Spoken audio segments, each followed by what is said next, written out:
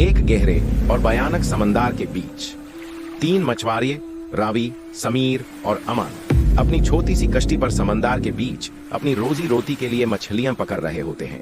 दिन का वक्त होता है, लेकिन आसमान पे एक अजीब से सन्नाटा छाया होता है। रावी, जो सबसे ज्यादा तजुर्बा रखता है, अपनी आंखों को घेरा समंदर तक ले जाता है और बोलता है, ये समंदर आज अजीब लग रहा है, बिल्कुल बेचैन। समीर हंसी में उड़ा देता है, तुम हमेशा अजीब बातें करते हो रवि भाई, चलो काम करो। अमन अपना जाल समुद्र में डालने लगता है, लेकिन उसके दिल में एक अजीब सा डर होता है जो उसे कुछ बोलने नहीं देता।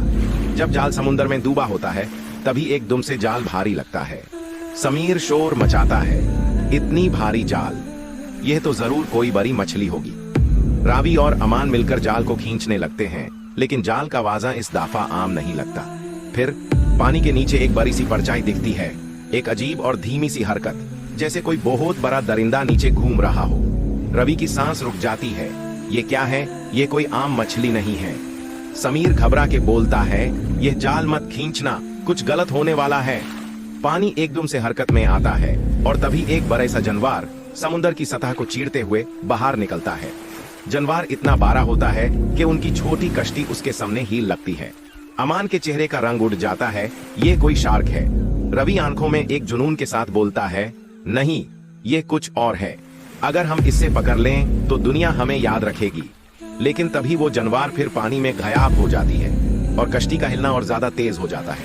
ऐसा लगता है जैसे कोई उनका पीछा कर रहा हो। अचानक समुद्र फिर से उठने लगता है और वो मखलूक जो पानी के नीचे थी, पूरी तरह समुद्र से बाहर आ जाती है।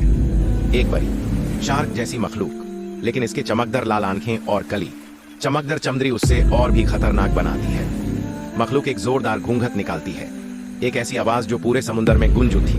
उसकी बड़ी पूंछ कश्ती के पास पानी में जोर से टकराती है और पानी की एक लहर उनकी कश्ती के ऊपर आ जाती है। रवि, जो अपने इरादों में पक्का है, घबरा उठाता है और बोलता है, इससे मार दो, ये हमारी जिंदगी का सबसे बड़ा मौका है। फिशरमैन एक के बाद एक भालून से दरिंदे पर वार करते हैं। एक भाला उसकी चमड़ी में घुस जाता है, लेकिन उससे और ज्यादा गुस्सा आ जाता है। वो मखलूक पानी को इतनी जोर से हिलाता है कि कश्ती उल्टी होते होते बचती है। समीर घबरा के चिल्लाता है, रवि भाई बस कर दो, ये हमसे ज्यादा ताकतवर है। लेकिन रवि, जो लालच और शौहरत के सपने देख रहा है, बोलता है, हम इससे नहीं छोड़ेंगे, ये दरिंदा हमें अमीर बना सकता है। मखलूक फिर पानी में गायब हो जाता है, लेकिन नीचे का पानी एक अजीब काले रंग में बदल जाता है। कश्ती के आसपास पानी में और परछाइयां दिखने लगती है। समीर की आवाज कंपने लगती है, ये अकेला नहीं है। धीरे धीरे और जानवर समुद्र की सतह पे नजर आते हैं। एक झुंड सबके सब उनकी कश्ती के गिर्द घूमने लगते हैं। अमन के हाथ हिलने लगते हैं, हम इससे नहीं जीत सकते। रवि के चेहरे का जुनून अब दार के साथ मिल जाता है। वो देखते हैं कि हर मखलूक की आंखें लाल रोशनी से चमक रही हैं, जैसे वो अपना शिकार पसंद कर चुकी हो।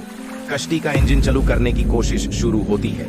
समीर परेशानी में चिल्ला के इंजन को घुमा रहा होता है और आखिर इंजन स्टार्ट हो जाता है। कश्ती तेज रफ्तार से समुद्र के काले पानी से दूर भागने लगती है।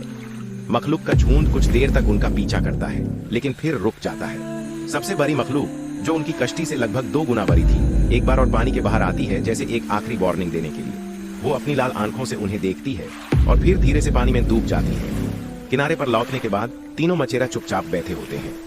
रवि, जो हमेशा हिम्मत वाला दिखने की कोशिश करता है, बोलता है, कुछ राज समुद्र के हैं जो हमें समझने की कोशिश नहीं करनी चाहिए थी।